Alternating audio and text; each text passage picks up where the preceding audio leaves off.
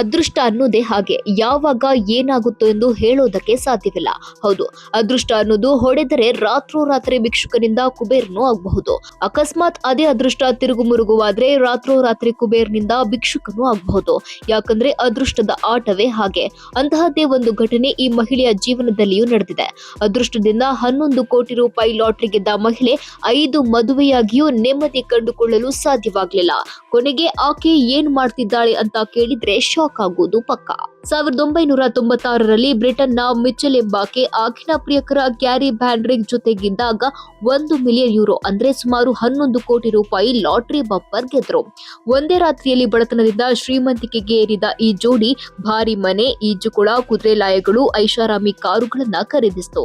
ಆದ್ರೆ ಹಣ ಬಂದ ನಂತರ ಸಂಬಂಧಗಳು ಹದಗೆಟ್ಟವು.